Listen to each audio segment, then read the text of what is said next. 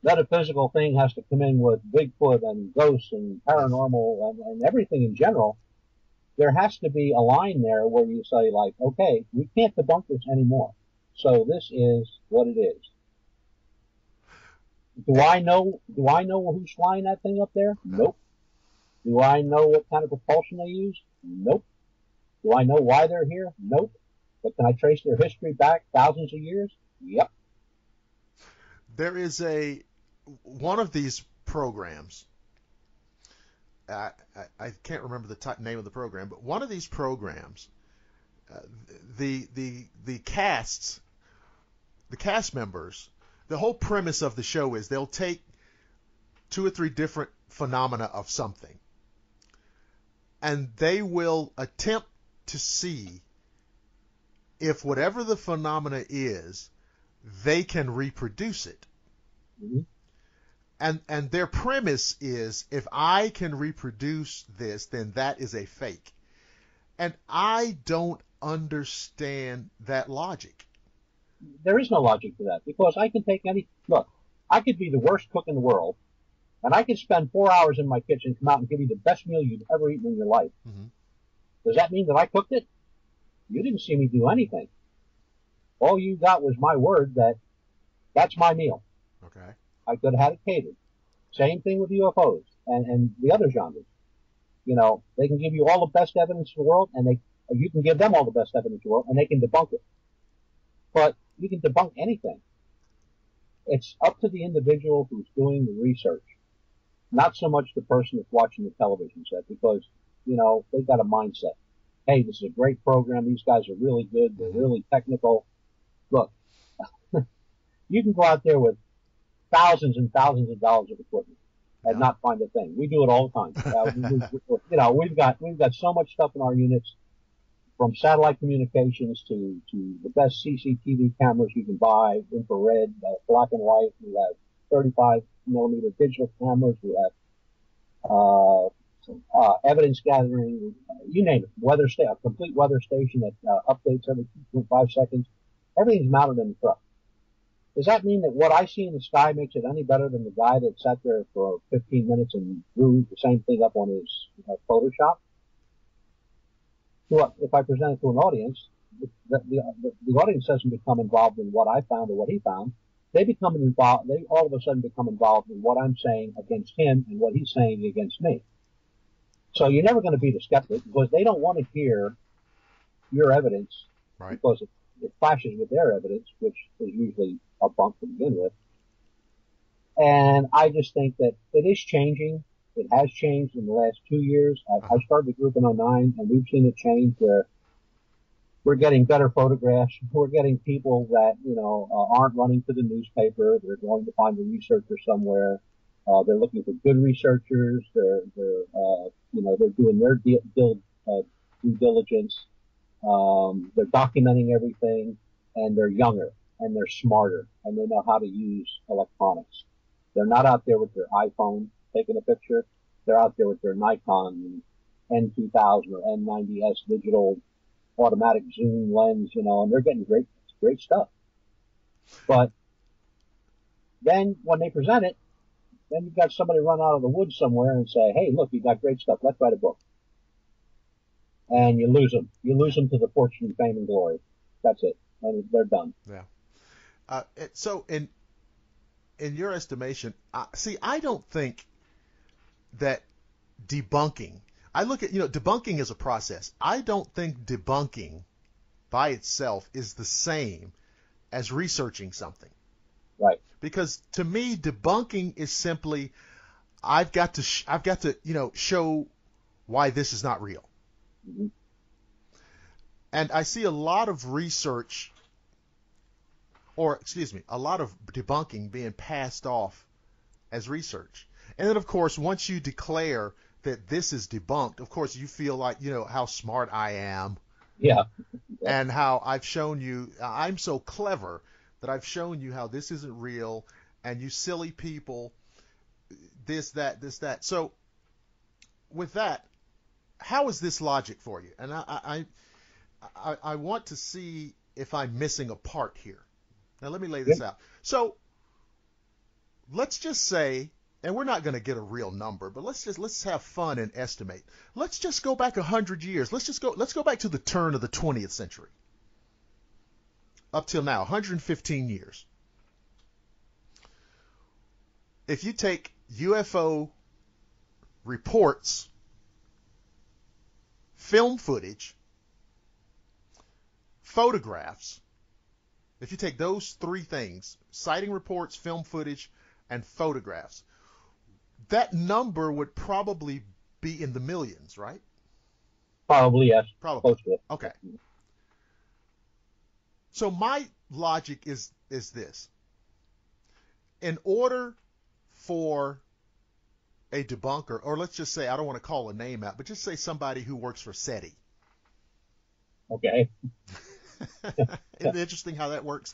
Yeah, that was a good one. I like that one. Okay. Yeah. Let's just say that you are a well-known guy from SETI and you go on the shows and you're trying to justify your job, which I understand. Okay. You have to be right about all of those 1 million pieces of evidence, all of those nearly 1 million data points. You have to be right that there's nothing real to any of that evidence. It's all swamp gas, Venus, flocks of geese, temperature inversions, weather balloons, and hoaxes. Or, on the other side of the philosophy, you only have to be right once. From all of those millions of data points, only one has to be legitimate. So to me, even if you want to break this down to math, the percentage says that this is a real phenomena. Now, is there, if my logic is wrong? No, I agree. I agree 100%. Okay. But where a lot of researchers go bad, or not bad, let me rephrase that. Where a lot of researchers and investigators go wrong, okay, is when they present a case. Again, you have to think of it forensically. Think like a lawyer.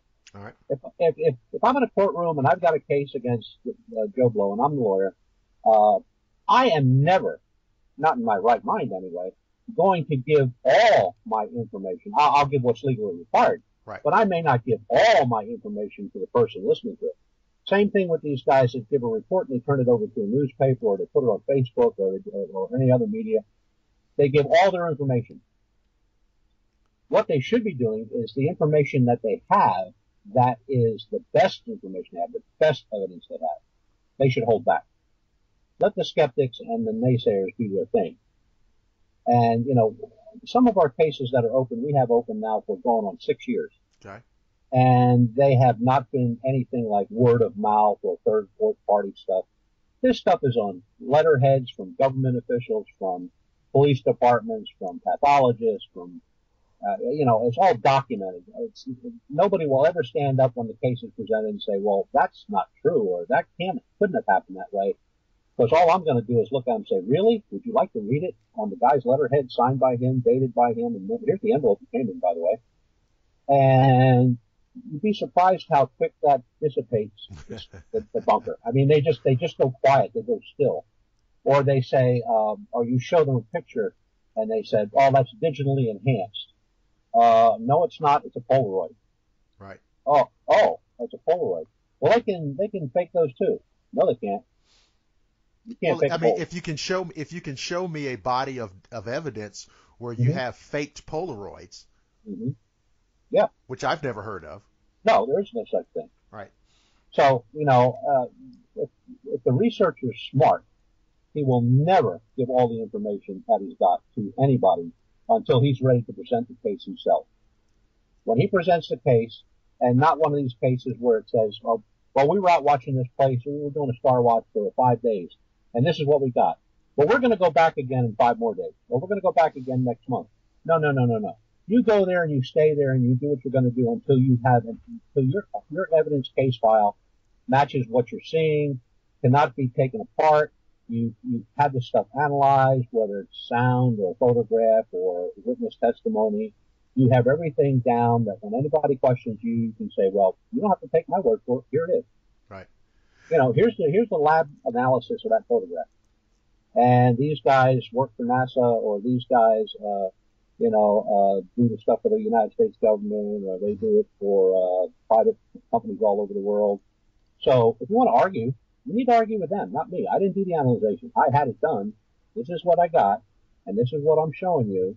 And if you say it's fake, then you need to be contacting these people and taking them to task, not me.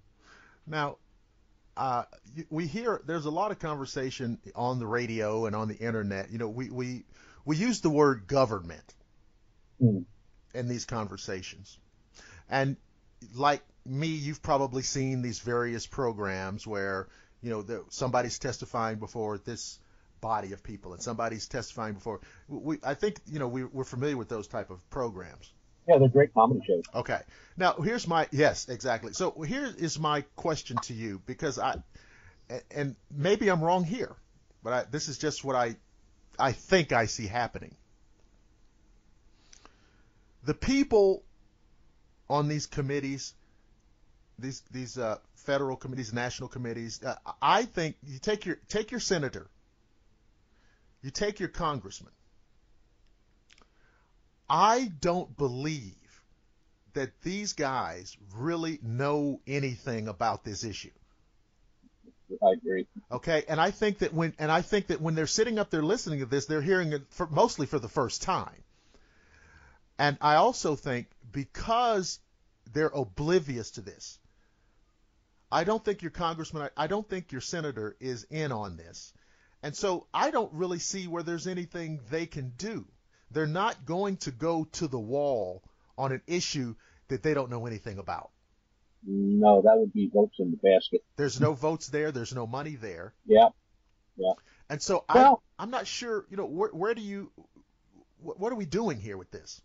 Well, the thing, I guess what's been happening is, like I said, it's been happening over the last year or so, where, you know, look, how many times can you hear about Roswell?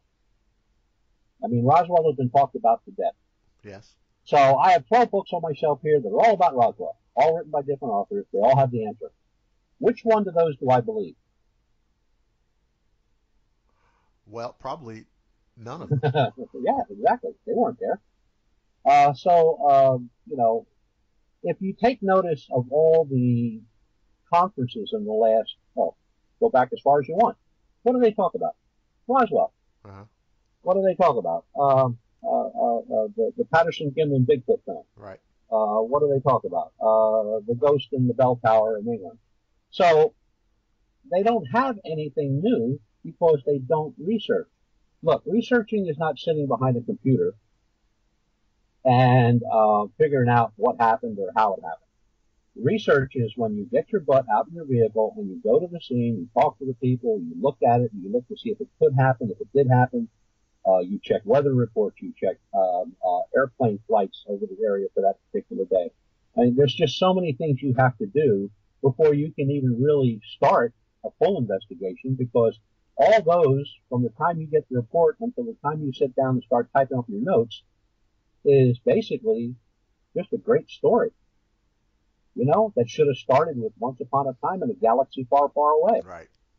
But until that point, until you have all the information where you can sit down and you can feel in your heart that you know what you're putting down is something that you saw, you recorded, you got evidence of, you took evidence at the scene, you've got the people talking on tapes, you've got multi-witnesses, you've got some photographs, you know, you've got this whole conglomeration of things. And now it's up to you as the investigator and researcher to put this all together into a case file. Once you get that done, then the real time begins. Now it's time to sit behind the computer and go back to that area and time. And, you know, you go back and, oh man, 25 years ago, here's the exact same type of sighting, only up the road 2 miles, but the same exact object found or seen and photographed. Now you've got to put all that together.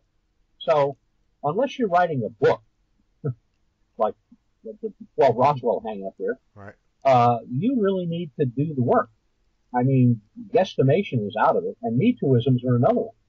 You get one researcher that says, well, I saw this back in 2005, and then next thing you know, it pops up somewhere on the internet, or somebody sends you an email and says, yeah, me too. Yeah, you too what? What did you see? I saw what he saw. Yeah. All right. Yeah, so it's a Me Tooism. They have no idea what's going on. But forgetting all the banter and the drama that's involved in all of these genres, I mean, it's just crazy. We stay with our investigations. We stay in contact. If somebody contacts us, we usually get back to them, if not within minutes, within 24 hours, whether it's here or in another country. Everything is between them and us. We share nothing with anybody. Now, when I say that, I got to back up just a step, because if it's something that would involve something in the area of somebody I know that would, actually go out and do something, I may call upon them to maybe go check the site, or maybe look through their records to see if they have anything that is reported to them in that general area. But other than that, we don't get involved. We stay with our case just like it was our case from the very beginning, and that's the way it'll end. And when we publish our cases, we publish them on the website. We've been publishing those cases now for, we're going on our 6th year with the website. So you would think in 6 years I would have had somebody try to debunk the case or tell me I was wrong, or that I didn't say something that was correct, and I've never received anything like that. So because I said in the very beginning when I published the first article, if you think that we misspoke, or we flat out lied, or this is not correct, or it's not true, you send it to me. I will put a full apology up there after looking at it and give you all the credit. And I've not received one email since, or never received an email. So what do you see? I mean, I know we touched on a few things, but in the UFO research community, what do you see? What bugs you? What do you look out across the landscape and say, I wish you guys wouldn't do that. I wish you guys wouldn't say that. I wish you guys would put that. What bugs you? That's an easy one. Okay. It's the fortune and glory. Okay. That's people get into ufology, they think they're going to become super rich overnight. How? They think, well, yeah. Well, they try it by conferences, by appearances. They try it by books. They try it by white papers. And I don't know anybody that's ever published a book, and I know quite a few of these folks that I would consider to be rich. Some of them I wouldn't even consider to be in the middle class bracket. Mm-hmm. But since the onset of the reality shows, everybody wants to do that. They want to be on CNN. They want to be on, a reality show. They want to have their picture on the front page. They want to sell a book. They want to be up in that conference stage. And let me tell you something. I've done quite a few conferences. Okay. Quite a few. And it drives me crazy when I'm up on that stage, because I'll present what I'm presenting, and then when it comes to the question and answer thing, now I didn't present anything like that. Maybe mine would have been something on. Maybe the Germans, the Nazi regime, and their use of their technology, and it'll be one of the very first questions out of somebody's mouth. So, what do you think about Roswell? Yeah. It's been so ingrained that Roswell is the holy grail of ufology, and that some of these researchers that have written these books are the prophets of ufology. But I will tell you this: if you go, and your listeners can do this, next time you go to a conference and you have one of these big name speakers, ask them if they've ever seen a UFO. Okay. And I will guarantee you, because I've done it, you will get the answer, no, I haven't. So if you haven't seen one, that means you weren't out looking for any, but you wrote 55 different books on the subject. So how do you do that? Because for all the gas and money I've spent on equipment, new vans, and all this stuff, which amounts to right now, it's probably over 80 grand. Mm. I didn't write any book. Ain't nobody sending me a check. We don't ask for anything. We do not take any donations of any type, because I don't ever want that thrown in my face. And I'm not after fortune and glory. I just want the answers. I just want the truth. I either prove it one way or the other. And And if I'm fortunate enough to be one of those people that gets to prove it one way or the other, I'll be happy with that, and that'll be that. Now, we talked about this very briefly. There is what I feel a dark side to this issue, and it's something that is just remarkably unsettling. We're all familiar with the alien abduction scenario. I think we've seen a lot of that. Mm-hmm. We've also seen a lot of what is been referred to as the cattle mutilations. That's right. But now we come to something quite different, quite disturbing, and it is actual mutilation of human beings. And I wanted you to, talk about this subject and what you know about it, what's going on, and what your thoughts are about this very ghoulish phenomena. Well, what you're talking about is the dark side of ufology. This isn't to be talked about. It's not to be researched. It's not to be investigated. I've been warned a number of times about getting involved in it. And for those folks that did, warn me, take a break, sit down, have a beer. Don't bother me. Mm-hmm. Started in the, it started with me. I was to give a speech at a conference on missing persons. Now, although I knew a little bit about missing persons, I didn't really know a whole lot about missing persons. And I just wanted to know, well, just how many people are we talking about here? So I went to the National Crime Information Center, which is put out by the FBI, and that is every year, every police department, sheriff's department, anything doing with law enforcement in this country, no other country but the United States, has to fill out forms. Now, these forms are quite thick, but they're very simple. It's a yes, no, maybe, or an amount. And it'll say, in your district, in your bailiwick, in your township, borough, city, how many murders did you have? How many stolen bicycles did you have? How many break-ins did you have? How many armed robberies did you have? And the list goes on and on and on. But entailed in that is also, how many missing persons reports did you have? How many of those missing persons have been found?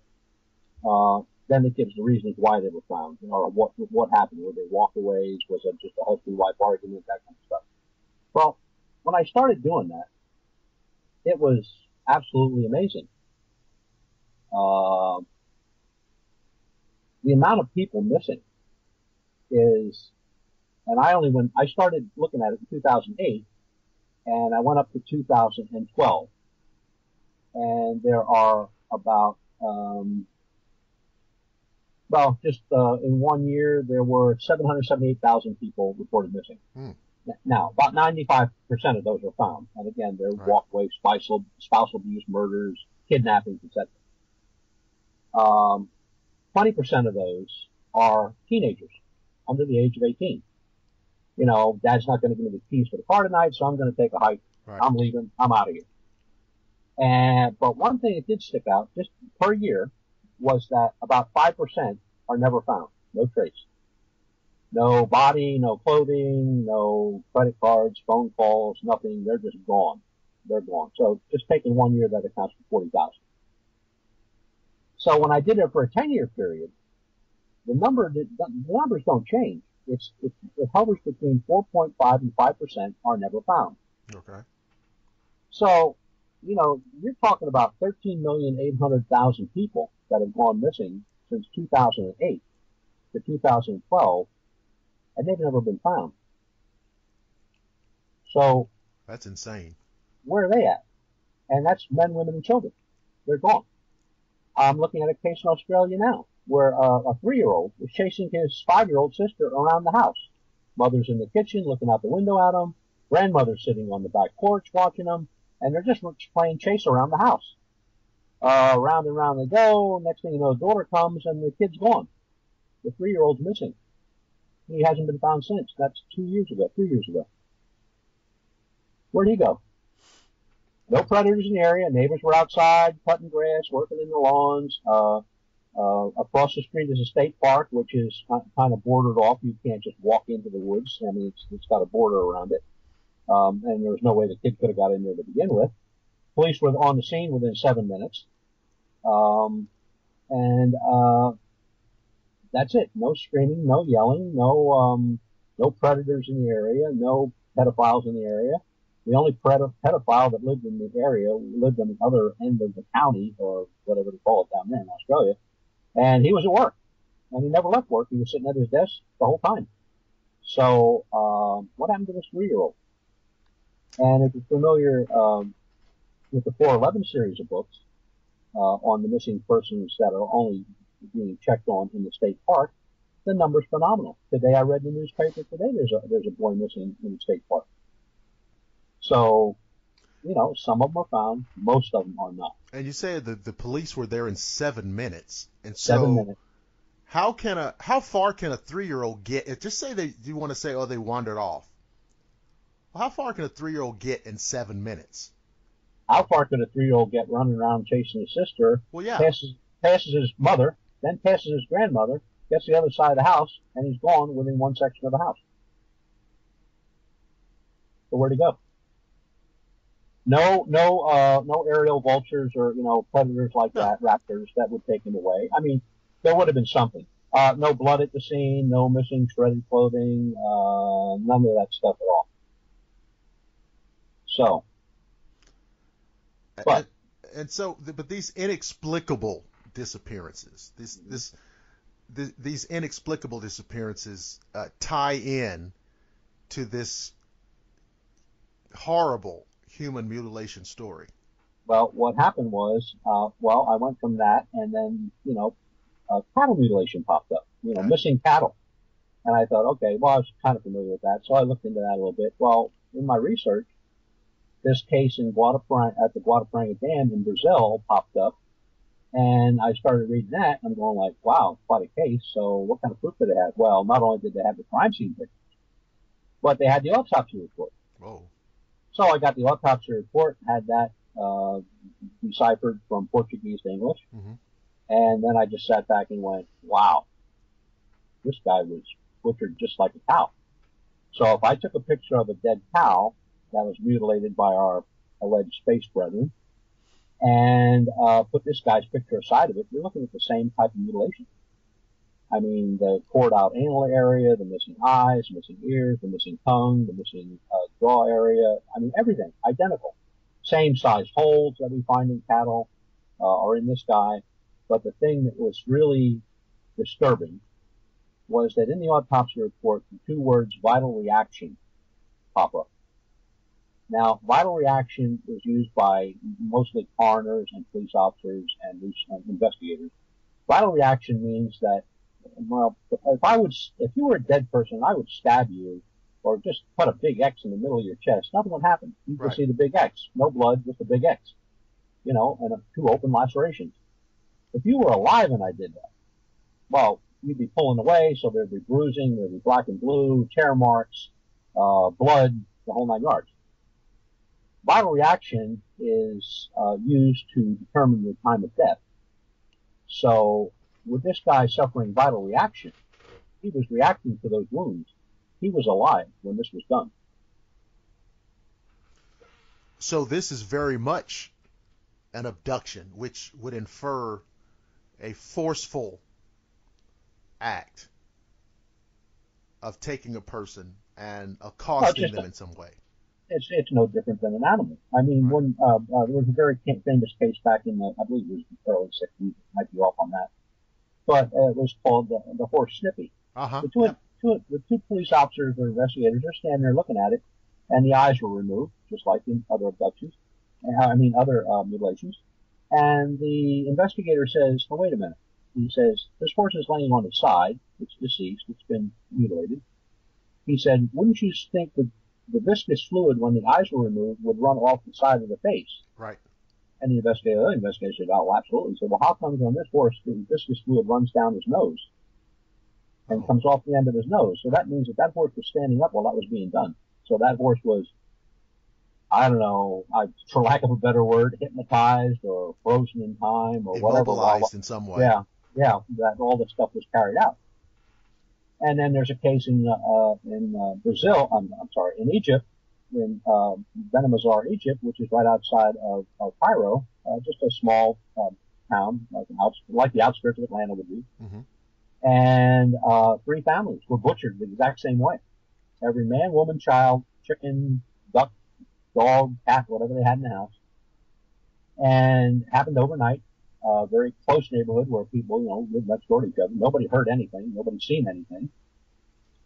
And they were all done in the same way. And the Egyptian government blamed it on a retarded gentleman who has the IQ, still alive, has the IQ of about a 4 or 5-year-old. He can't tie his shoes. He can't get dressed by himself. He can barely eat his own meal by himself. So they drug him into court on the charges of murdering these 3 families. They never found the murder weapon, which would have made these 3 puncture holes. And he was acquitted. I did get to talk to his lawyer, and she was very nice. And she said, well, they just couldn't prove anything. Right. Till this day, that man cannot leave his house other than to go to the mosque or to go shopping or to go visit family in the company of a family member, an adult family member, and an Egyptian police officer. But he didn't do the murder. Correct. And the guy's IQ, It's like she's a child. If you sent this guy to the door and said, "Get me a knife," he'd probably come back with a plate. Right. He has no idea. He didn't even know what he was doing. But he was questioned. He couldn't answer the questions because he didn't understand what they were saying. He didn't understand the language. How much does a 3 or 4-year-old understand unless you're standing with a hunk of chocolate in your hand? Right. And, well, they probably thought. Listen, I don't believe for 1 second that, and I don't even know this case, but I don't believe for 1 second that the prosecutors thought that this guy was guilty. No, they just had to do something. Right. And it was a really take a decent shot at closing the book on this thing before somebody really wants to look at it carefully. Sure. So that way, if they keep him under wraps of the family and keep him under wraps of the police department, nobody's ever going to get to this guy. Nobody's ever going to. He might disappear. That's true. That could happen. But when you look at those numbers, and you look, like I said, it's only the United States where those numbers are taken. So let's take a country like England, or a continent like Africa. All right. If a whole village would disappear, who would care? Who would know? Right. So how many of these missing persons, according to these statistics, should I double that number? Should I triple that number? Should I quadruple that number? I have no idea. All I know is these people are gone. They're not found. They're not accounted for. In the bailiwick where I work, we had 2 unsolved murders. One was in 69, one was in 71. Both were girls. Both were found in the wooded areas, skeletonized. So they've been dead a long time. Just last year, through DNA, they found out, they never found the murder, but they did find out who the 2 girls were. Now, that was in 71, and in 2014, they found out who they were. My goodness. But we're not finding bodies. We're not finding, if this was all fact, that this stuff was not going anywhere, and this was just a bunch of crazies running around with a vacuum cleaner, and they're taking body parts, we'd be tripping on bodies coming out of our own homes. They'd be all over the place. They'd be in the streets. They'd be in the supermarkets. They'd be laying in the parking lot. They'd be everywhere. You're talking about millions and millions and millions of people. Not 50 or 60. We're talking about millions. And that's only the United States. So if you would take the whole world into account, how many are missing in, Venezuela or South America? The numbers are staggering. And it's just not to be talked of in mainstream ufology. It's just not to be done. Well, why? Okay, well... I have no idea why. Okay, because I was going right there. Yeah. All right. So... No, I have no idea. You would think that if somebody's putting 2 and 2 together, and they're coming up with our space brethren are doing this, and it's not the government. Let's face it, if the government wanted to mutilate cattle, they could own their own cattle ranch. Sure. And I think enough autopsies have been done over time, going way, way back, that they already know what the human body is and what it's all about, what it does and what it doesn't. So what's the purpose of just taking certain organs from a cadaver of a human, or from a live human, or cattle?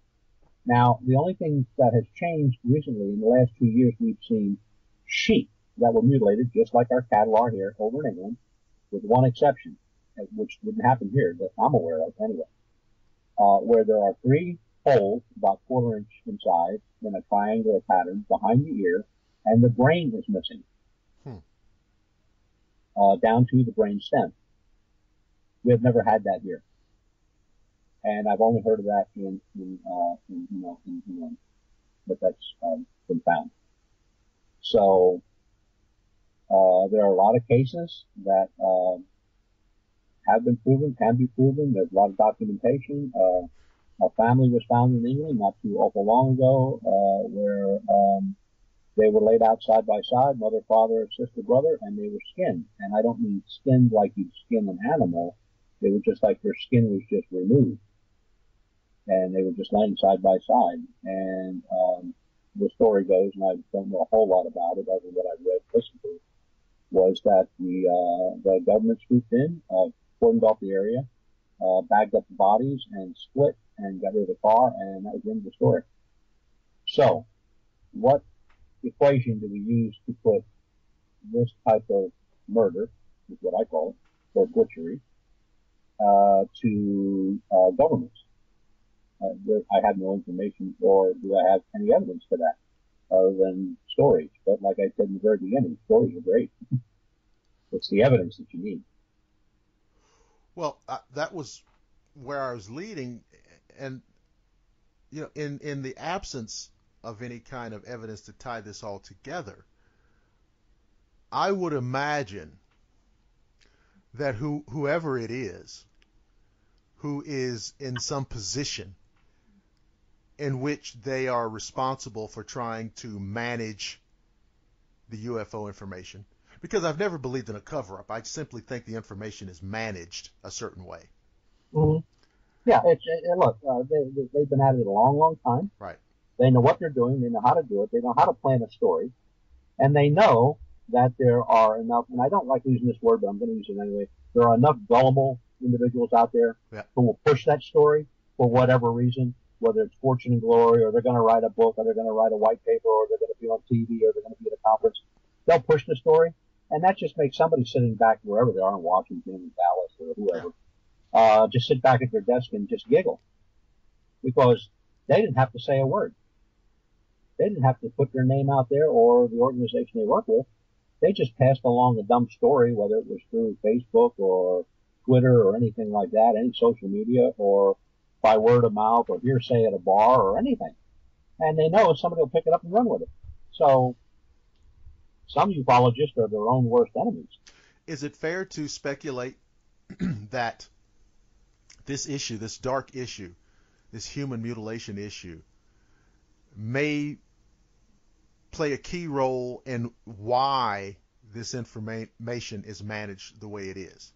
Well, I've heard stories where, Eisenhower met with the UFO folkies down there, Holloman Air Force Base in New Mexico, and that there was an agreement struck that if we would let them take so many people to examine and look over, they would swap with us technology. Okay. Well, if that was the case, somebody reneged on the deal. Well, that doesn't make any. Well, there's a lot of problems with that scenario. Exactly. Okay, because first of all, if I have the technology to get here from there, mm-hmm. I don't have to make any deals with you. That's right. Except on some very surface things, maybe I'm trying to, create this veneer of civility, and I'm, placating you Earth people. Something, but that's ridiculous. Exactly. But if you bring that up, I'll use the word mainstream ufologists will come after you big time, and they'll have all kind of excuses and all kind of answers. Even though you're absolutely 100% right, they'll have 400% excuses and reasons why you're wrong. And the sad part about it is, a lot of these folks have been around a long, long time. Look, the best researchers we've had over in ufology are long gone. You know, the guys from the 50s, 60s, 70s, 80s, these were the guys. These guys researched, they went out, they knew what they were talking about, and they didn't put anything down on paper or in a book or said at a conference until they were absolutely sure what they had. But they're gone. And they were replaced by the Fortune and Glory crowd. And now the Fortune and Glory crowd, thank God, is being replaced by real researchers, and these folks are younger. Now, I'm not a young chick. I'm in my 60s. Okay. But that's why I relate with a lot of stuff you put on social media. I can relate to. But when I see the young folks today, they're savvy. They know how to research. They know how to look for things. They're not spending all their money at the malt shop. They're out in their car. They're looking. They're doing star watches. They're going to libraries. They're talking to researchers. They're asking to go along. Most of them are not in groups. They are usually, I call them lone wolves. They're out there by themselves. And we hear from them from time to time, and they're very nice. They'll ask a question. Am I using the right camera? Am I using the right lens? What should I do if I want to lift this or take this type of evidence? How do I preserve it? And so, those questions are great because you're not going to hear that from the old crowd. That's the new people that are asking those questions because they're looking for the answer too. And it gets to the point where, you can only snowball somebody so long. Right. And then they get tired of it and they go like, you know what? I'm going to find out on my own. And that's what's happening. And the big groups are not as big as they used to be. As a matter of fact, there's a lot of big groups that have folded over time. Yeah. And you see groups my size or in other states that may have 15, 20, 25, 30 members, but they're all seasoned researchers. They're not somebody just started, I bought a baseball cap with the name of the group on there. Oh, yeah. I'm ready to go. And if it doesn't work out, I know the guy that made the baseball cap. I'll get other caps and I'll start a new group. You see that a lot in the paranormal world. Yep. You see it a lot in the Bigfoot world. Not so much in ufology because the folks that are involved now aren't talking. They're not the ones that are being invited to conferences, and they don't want to be invited to conferences because they don't have any information to share. Roundtables, I find, are the best way to go about it, where, you get your researchers and you sit them up on a stage or in a circle surrounded by the folks and you let the folks have at it. I want to know this. How do you do it? How do you do this? How do you find that? How did you come upon this? What makes you think that? Let them ask the questions. Because that PowerPoint up there, I've been to conferences where I've seen the same PowerPoint at least a dozen times. So, they're shoveling the same old stuff, and it ain't cutting it anymore. And that's why a lot of these conferences were canceled last year. There were a bunch of them canceled because nobody had any interest in it. Why would you pay, $300, $400, $500 to go see the same person that you've seen 5 or 6 times before talk about the same thing you've heard them speak about 5, 6 times before? I mean, some of these cases are just so beat to death, and just when they start to get quiet, which is amazing, I don't know how they do it, but it's like an old sitcom show where, they're not going anywhere, they've killed off everybody, and all of a sudden, to get everything going, the guy that they killed off, he comes back to life miraculously. And that's what they're doing. And some of the guys I've heard, one of the other things is you take an old case, and then you go, oh, I know what actually happened. Yes, yeah, I like that one too. Because now I'm not saying it's an actual. Listen, it's a real UFO case. It really happened, but here's how it happened. I have fixed it. Yeah, I figured it out. Right, and I've heard that, and the big one that they do that on, mostly that I've heard, is Betty and Barney Hill. Oh yeah, that's changed so many times already. And it's not that the the original story is the original story. Yeah, that's it. But they have gone back and they've kind of twisted it and turned it around. So this is what it actually meant. Well, that and the fact that they've got books out, they've got movies out, they've got radio shows to do, they've got conferences to give. But look, what happened to Betty and Barney Hill was tragic. Right. And in their words, I'll believe everything I've read of their words because it came from them. Right. Everything after that is just, somebody throwing a stone in the water and hoping it don't sink. Or it gets them another shot on TV, or another, maybe somebody trying to contradict them so they can argue about that for 2 or 3 or 4 years. Hence the drama. And, which you see a lot in the Rendlesham case. I mean, I don't even know who's the good guys in that anymore. There's one individual, and I love not naming people because when the listener, when you hear what I'm going to say, you're like, oh, I know who that guy is. Well, there's one individual who will talk about Roswell, and he'll say, oh yeah, Roswell happened. But now listen to this. Here's what he says. That he doesn't see how an alien ship, an alien craft that can do interstellar travel, can do this, can do that, can do this. There's no way a ship like that would break up on impact. So they must have done it on purpose. The aliens must have done it on purpose and kind of created a crash. Or it was us messing around with alien technology and we just crashed it. And I just thought to myself, there's 100 different ways that it sounds like something that's insane. Yeah. So, listen, I don't look now. Do we know anything about the potential engineering of an alien spacecraft? No. Zero. We don't know anything. But let's just put a little bit of what we think is realistic or reasonable.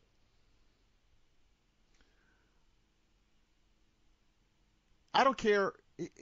It's highly advanced. Sure. Advanced technology. Of course. Beyond anything we do. Absolutely. It's still technology, which means that it's an imperfect manifestation of somebody's creation. I don't care how high the technology is. I mean, everybody remembers Star Trek, that's high technology. The Enterprise was high technology, and the stuff was breaking down all the time. Yeah, that's the truth. If not, you would need Mr. Scott, right? Yep. Okay.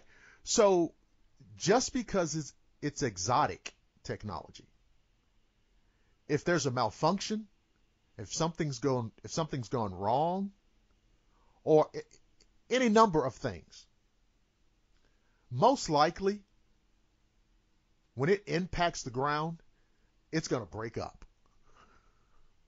Now, and that's just putting just some very basic, but I feel reasonable ideas behind that. So, and again, we don't know. I do think that there is something to Roswell. I don't think it was Project Mogul. That was silly. Yeah, that was dumb. I mean, that was really dumb. Well, considering it didn't happen 2 years after. Right. And so I think, and of course, we're not going to do a Roswell thing, but I actually think, and most of you guys know the skeleton of the Roswell story, I think when that press officer, I think the real truth was in that initial press release. Yep. Absolutely. I think, exactly, and I think it was something like, Army recovers crash disk or something like that. Yep. I think that he just got out ahead of the thing and the story went out before anybody really knew what was going on. And I think that the real story is what they said at first. It usually is the real story when it's said first. And because then, of course, after that, we got to clamp down on this. Yeah, that's when everybody jumps in and says, well, we can't let this go out. Right. Or we can't let this be known. Or this all of a sudden is a super secret project and we can't let people talk about this. Right. So here's what we're going to do. Now, we come up with this really great idea. And they jump on their thing like they did with Roswell and saying, well, it was Project Mogul and a whole bunch of stuff. And then, some people will believe it, but most people do not. And that's where, you get debunkers that use that scenario all the time. Well, you believe Roswell, and that turned out to be a fake. And then you look at them and you go like, well, how do you know it was a fake? Well, that's, all these reports. No. How do you know it was a fake? What evidence do you have that it was a fake? Yeah, I've seen everybody. and you use the word turned out. Yeah. Like, okay, well, when was Roswell turned out? Right? I mean, that's we're talking about it right now because nothing's turned out. Yeah, exactly. But I like I said, the researchers out there today are getting smarter. They're educated. They know how to use the internet. They know how to research. They know how to, pull files up.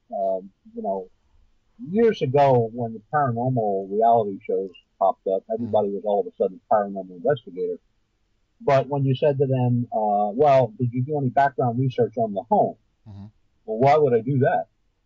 Well, lots of reasons. Same reason I would with ufology or Bigfoot sightings in a particular area. So what's the history of the house? How long has it been there? How many people, families live there? Was there anything ever happened in the house that was, disastrous, murderous, suicidal, anything like that? I mean, why wouldn't you want to know that information? I mean, if you're a paranormal investigator and all the information is coming out of the right-hand corner of the attic when you go up the steps, and you dig back and you find a newspaper clipping that says, well, in that same location, up the steps on the right-hand corner, Uncle Joe shot Aunt Mary in the head with a 12 gauge. Game over. That's it. But they don't go that far. They just decide that, somebody reported something strange happening in the attic up in that right-hand corner, and they have just already put in their minds before they step their foot inside that door that the house is haunted by unknown entities. It's like me saying that I know exactly how that guy was butchered in Brazil, and I know he did it. Not a prayer.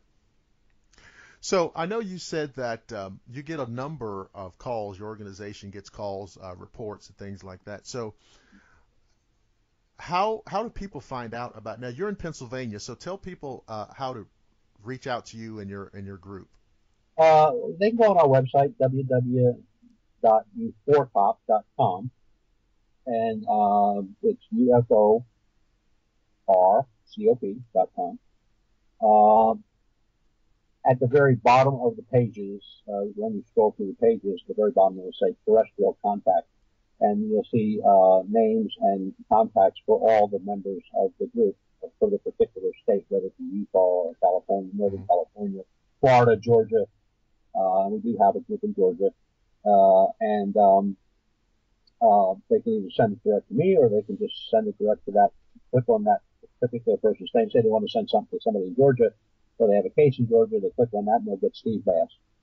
And if they want to send it to me, they just click on me at the UFO Research Center, Pennsylvania, and that comes to me. And like I said, we try to answer them immediately. Email, phone, however, if you're close by, personal. We will travel. We're going again for our second investigation of Brown Mountain Lights. We're heading toward Tennessee, North Carolina. Where the heck else are we going? Upstate New York, central Pennsylvania, Ohio.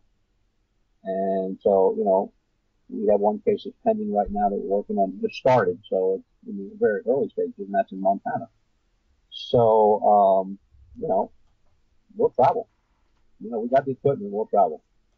Very good. And we'll help any other group. I mean, if there's an individual researcher out there that's having an issue, can't find something, we'll search our databases, or maybe we've run into it before, or I'll put something out to the group, and maybe one of those folks has run into that before, whether it be here in the States or maybe somebody over in England or Poland.